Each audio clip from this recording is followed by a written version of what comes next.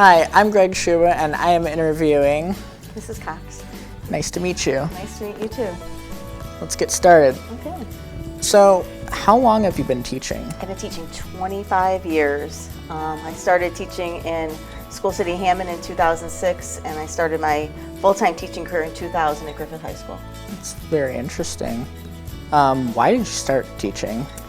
When I went to college, strangely enough, I went to college to become a dental hygienist, and I didn't really enjoy the program, and I really enjoyed my social science classes, my history and government, political science, psychology, and I was looking for careers that would fit to my liking, and so teaching was one of them, so I became a teacher. That's how it always goes. You go to college to find out what you don't want to do. Yeah, sometimes. Why do you teach economics? I teach economics because that's the last thing I added to my license. I wanted to be more marketable as a social studies teacher.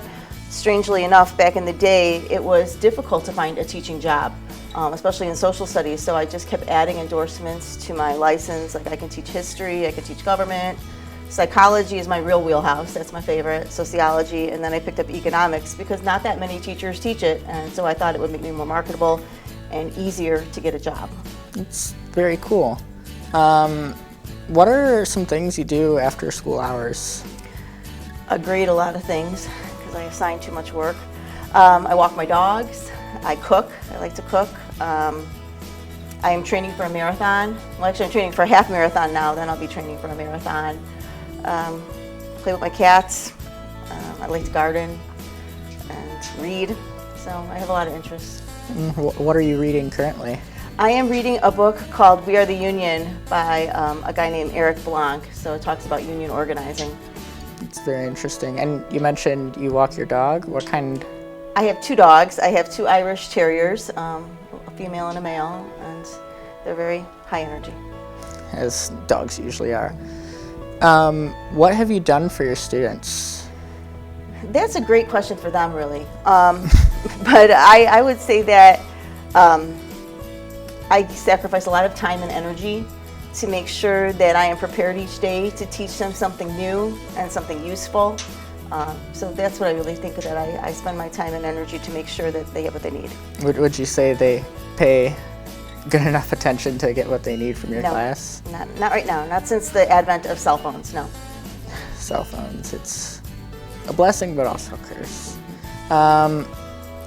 What are, like, how do I put this? What are like some of your favorite classes to teach? Well, right now I teach all economics. My very favorite is psychology. That's what I have the most experience in, and I think that is the class that is easy to apply to real life. And I think all students can learn something about themselves and about others. So that's my favorite one to teach. Yeah. What about some of your accomplishments? I've been married 34 years in June. I'll be married. So I think that's a great accomplishment. To have a successful marriage. I've raised two kids. I have a successful teaching career. I've run about 16 marathons. I've done 3 half Ironman triathlons. And yeah, those are some of my accomplishments. That's amazing. And I'm a proud member of the Hammond Teachers Federation and a very active member of the Hammond Teachers Federation. Yeah. Which accomplishment are you most proud of? I think the fact that I balance it all. You know, I think that's the hardest thing about life is doing all the things that you want to do and taking care of yourself at the same time without putting so much stress on yourself that you can't handle it. So finding the balance, and sometimes I'm out of balance, sometimes I'm losing it. So always trying to go back to find the balance of doing all the things that I love to do. Yeah, that's a very good thing to have, keep in mind. What accomplishment means the most to you personally? Well, I'd say, probably my marriage, that it's been successful and that I know I have a partner for life and somebody I can always trust. So yeah, that's incredible because you've kept that relationship stable to the point that it's lasted longer than anyone here in the studio has been alive. That's quite a feat. Yeah, and it's not easy every day. You know, that's where you use a lot of your psychology, like how to communicate with people. And I think that's most important, you know. Yeah. What's your opinion on the school board? I am extremely optimistic about our school board. If you've watched any of the meetings, you can feel the new vibe, much more positive. I think they're really focused on making sure that School City of Hammond is a place where people want to go to school and people where they want to work. And so they have a huge challenge. They have a huge budget challenge. They have a staffing challenge. But I think that they're ready to try to meet it. So I'm optimistic. Do you think they're going to succeed in meeting it? I don't know. It's going to be really tough in the political climate right now. We're going to have to take a look at what happens at the State House financially to schools. I think they're going to try to do their best, but I don't know what's going to end up happening. Time will tell, I guess. What's your opinion on public schools losing their funds? I'm disgusted. I'm thoroughly disgusted. We cannot stand to lose $5, let alone potentially $5 million School City of Hammond can lose. And that's across the state of Indiana, schools would be losing money. And I'm the person who thinks schools should be a palace of learning. I mean, I think we need more teachers. I know very few people want to become a teacher. We have a teacher shortage, and we're not addressing any of it. We're not addressing any of those issues that are important. So yeah, I'm really disgusted by the cuts. I don't know what's going to happen, and I wish the public understood how that's going to affect the future. Yeah. What would you say?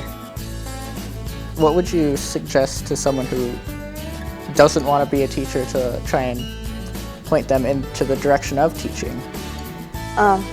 It's exciting. It can be rewarding. It's different every day. It's a challenge. You get summers off. That's always and nice. Holidays. I mean, I guess that's one of the things. You know, you do get those breaks in between, which not all people get. They don't get all those, 2-week breaks and the summer breaks. Although a lot of times that's worrying about what you're going to do when you come back and getting caught up and things like that. So, and trying to restore your balance. Yeah. So, but I think you do have to be devoted to the career. You know, it's hard to convince somebody to want to be a teacher if their heart's not into it, because I do think it's a calling. Yeah. Is there anything else that you would like to add? I would love it if more people got politically active and educated about the state of public education right now. We need some help at the State House and federally now that they're talking about getting rid of the Department of Education. I don't know what that means for schools. I don't know what that means for kids with disabilities, because a lot of the funding comes from there. So I wish people would fight back against this attack on public education. Yep. Well, that's all we have for today. Thank you so much for coming. It was a pleasure talking to you. It was a pleasure talking to you too. Thank you.